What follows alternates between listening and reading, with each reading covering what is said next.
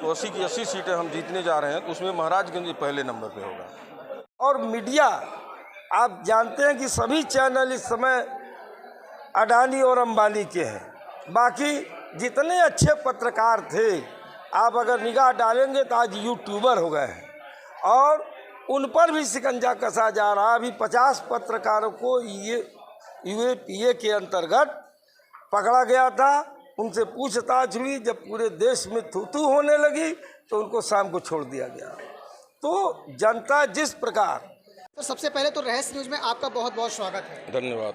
देश बनाओ देश बचाओ इस साइकिल यात्रा श्री अखिलेश यादव लोहिया वाहिनी के राष्ट्रीय अध्यक्ष के नेतृत्व में जनपद में 3 तारीख को इंदरपुर चौराहे पे प्रवेश की थी जिले में। वहाँ से विधानसभा पनेरा, सदर, सिसवा, नौतनवा होते हुए 6 तारीख को फरिंदा में पहुंची है।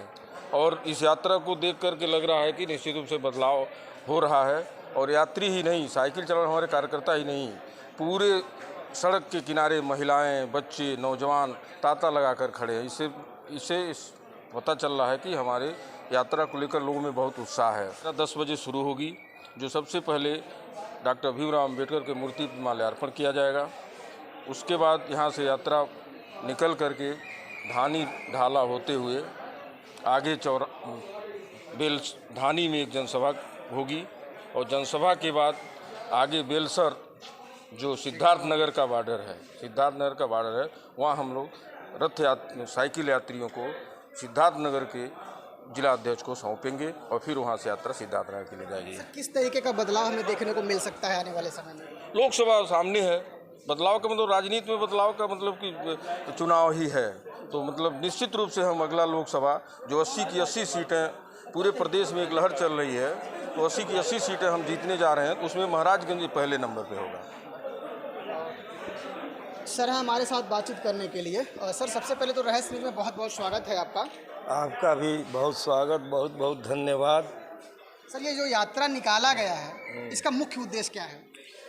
मुख्य उद्देश्य यह है कि इस समय जो सरकार की कुनीतियाँ चल रही हैं, जो लोकतंत्र को खतरा पैदा हो गया है, संविधान को खतरा पैदा हो गया है, इससे सभी लोगों को अवगत कराना कि कैसे देश के संविधान को बचाया जाए, लोकतंत्र को बचाया जाए। सर सरकारें ये कह रही हैं कि गुंडा माफियाओं का दमन हो रहा है, तो मैं कह रहा हूँ कि उत्तर प्रदेश में क्या हो रहा है? गुंडा माफिया आप देख लीजिए किस दल में ज़्यादा हैं। इस समय तो सारे गुंडा माफिया भाजपा में ही चले गए हैं। तो पहले वह अपने दल के गुंडा माफिया और जो उनके बेईमान विधायक सांसद हैं उन पर कार्रवाई करें। आप बता सकते हैं इस जिले में कौन सा विधायक सांसद ईमानदार है? कहने के लिए वह कुछ भी विपक्ष पर आरोप लगा सकते हैं। पहले अपने गिरेबान में झांक कर वह देखें। इस समय देश के हालात बहुत चिंताजनक हैं।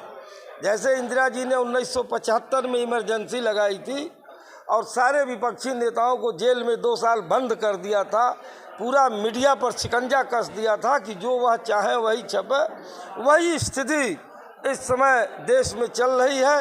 इनकी प्लानिंग है कि चुनाव तक हम सारे विपक्षी नेताओं को एन केन प्रकार जेल में डाल दें, फर्जी मुकदमे डाल दें। और मीडिया, आप जानते हैं कि सभी चैनल इस समय अडानी और अंबानी के हैं। बाकी जितने अच्छे पत्रकार थे, आप अगर निगाह डालेंगे तो आज यूट्यूबर हो गए हैं और उन पर भी शिकंजा कसा जा रहा। अभी 50 पत्रकारों को यूएपीए के अंतर्गत पकड़ा गया था, उनसे पूछताछ हुई। जब पूरे देश में थू-थू होने लगी तो उनको शाम को छोड़ दिया गया। तो जनता जिस प्रकार इंदिरा गांधी के इमरजेंसी से नाराज थी, 1977 में उनको 80 सीटें, सभी यूपी की 80 सीटें हारनी पड़ी, वही हालात इस समय देश में चल रहे हैं मोदी जी की हिटलरशाही और तानाशाही के खिलाफ। और जनता जागरूक हो चुकी है। इनको 80 में एक भी सीट नहीं मिलेगी। सभी सीटें समाजवादी पार्टी और इंडिया गठबंधन जीतने जा रहा है। सर लोगों को क्या संदेश देना चाहते हैं? यही संदेश देना चाहते हैं कि देश के लोकतंत्र पर जो खतरा है, देश के मीडिया पर जो खतरा है, देश के बुद्धिजीवियों पर जो खतरा है, उससे पहले सचेत होइए देश की रक्षा कीजिए। सर अभी हाल ही में देवरिया कांड हुआ है, उस पर आपका क्या कहना है? देवरिया कांड इस सरकार की नाकामी के कारण हुआ है। केवल बुलडोजर चलाने और गोली चलाने से थोड़ा शांति स्थापित होगी। उसके लिए कार्य करना पड़ता है, उसके लिए विवादों को हल करना पड़ता है। और यह लोग केवल प्रचार करते हैं, काम कुछ नहीं करते हैं। भूमि विवाद था, वह उसको हल नहीं किए। एक व्यक्ति की हत्या हुई, आक्रोश में गांव वालों ने मिलकर बाकी 5 लोगों को मार डाला। सर बताया ये जा रहा है कि पहले तो वहाँ पर उनके 3 भाई थे। 3 भाई में एक भाई पहले एक्सपायर कर चुके हैं, दूसरे भाई जो है मंदबुद्धि हैं और तीसरे भाई थे। तो जो तीसरा वाला भाई था मंदबुद्धि, बताया जा रहा है कि उनके द्वारा वो ज़मीन कुछ हड़पा गया था, ऐसा कुछ किया गया था। अब यह सब तो भाई जो वहाँ का रहने वाला है, जो अंदर घुसा है, वही जानेगा।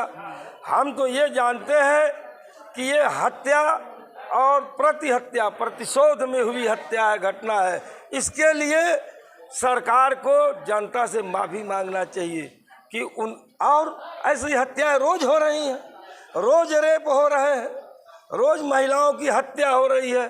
चाहे महाराजगंज जिला हो, चाहे देवरिया हो, चाहे कुशीनगर हो, सिद्धार्थनगर हो, कौन सा जिला बाकी है? अपराध का ग्राफ बहुत ऊपर बढ़ चुका।